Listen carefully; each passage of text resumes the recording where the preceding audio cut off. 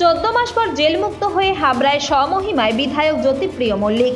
নিজের বিধানসভার 2 নম্বর রেলগেট সংলগ্ন এলাকায় তিনি পৌঁছাতেই উচ্ছ্বাসে ফেটে পড়েন দলীয় কর্মী সমর্থকরা। সেখান থেকে নেতাকর্মীদের সঙ্গে মিছিলে পা মিলিয়ে হাবড়া পুরসভায় পৌঁছান তৃণমূল বিধায়ক। তারপর মূলত পুরসভার কাউন্সিলরদের সঙ্গে বৈঠক সেরে সেখান থেকেই তিনি রওনা দেন 16 ও 17 নম্বর ওয়ার্ড সহ মছলন্দপুর 2 এবং কুমড়া এলাকায় দলের পিকনিকে। মছলন্দপুরের বিশেষভাবে সক্ষম এক কিশোরের সঙ্গেও এদিন দেখা করতে যাওয়ার কথা রয়েছে তার। এরই মধ্যে জেল মুক্তির পর পুরসভায় সংবাদ মাধ্যমের মুখোমুখি হয়ে জ্যোতিপ্রিয় মল্লিক জানান, শরীর ভালো আছে, সুস্থ আছি। এখন আমার কাছে পাখির চোখ হচ্ছে হাবড়ার উন্নয়নটা আমার কাছে পাখির চোখ। যে ডেভেলপমেন্টের কাজগুলো শুরু করেছিল মমতা ব্যানার্জির নেতৃত্বে আমরা শুরু করেছি, সেই কাজগুলো অনেকটা অসমাপ্ত আমার কাছে থেকে গেছে, আমার কাছে ব্যক্তিগতভাবে। কিন্তু আমার মনে হচ্ছে সরকার কাজ করেছে, পৌরসভা কাজ করেছে, পঞ্চায়েত সমিতি কাজ করেছে, গ্রাম পঞ্চায়েতগুলো কাজ করেছে, জেলা পরিষদও কাজ করেছে। স্বাভাবিকভাবে যে কাজগুলো বাকি রয়েছে, যেমন রাস্তার কাজ কিছুটা আমার বাকি রয়েছে, কিছুটা আমার কালভার্টের কাজ, কিছুটা আমার পানীয় জলের অলরেডি একটা ট্রায়াল হয়ে গেছে, পানীয় জলের ট্রায়াল হয়ে গেছে, যেটা গঙ্গার জল আসবে।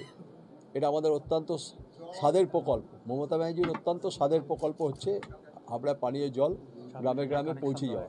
কানেকশান দেওয়া হয়ে গেছে, 26,000 কানেকশান আমরা দিয়ে ফেলেছি।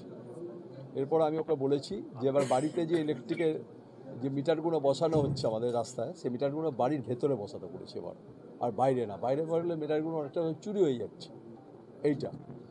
আর কাজগুলো আস্তে আস্তে তোমাদের সাথে পরের ধাপে দেখা হবে। আমি তো আসতে শুরু করবো। হাসপাতাল আর বস্ত্রহাট একদম রেডি হয়ে গেছে, হসপিটাল রেডি। এখন আমরা ইলেকট্রিকের কাজগুলো কমপ্লিট করব, তারপরে বস্ত্রহাটে আমরা মনে হয় আর 1 সপ্তাহ কি 1.5 সপ্তাহের মধ্যে ডিস্ট্রিবিউশন করব বস্ত্রহাট। ইলেকট্রিক চুল্লির টাকাও এসছে, টাকা এসে গেছে, বাকির ইলেকট্রিক চুল্লিটাও কমপ্লিট হয়ে যাবে আমাদের। ডেভেলপমেন্টের ওয়ার্কের ব্যাপারে আমি কারোর সাথে কোনো কম্প্রোমাইজ করি না। যেখানে পারি, হোক পঞ্চায়েত সমিতি হোক, পৌরসভা হোক, এদের কাছে আমার সবথেকে বড় কথা আমাদের থাকবে, আমরা মিছিল মিটিং করব, সব করব, কিন্তু আমাদের কাছে উন্নয়নটা আগে করতে হবে। উন্নয়নটা ছাড়া কোনো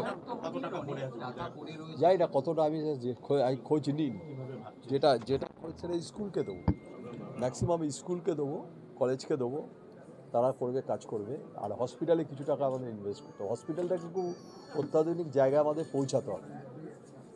যে হসপিটালটা তো মানুষের মেন নিত্য প্রয়োজনীয় জিনিস।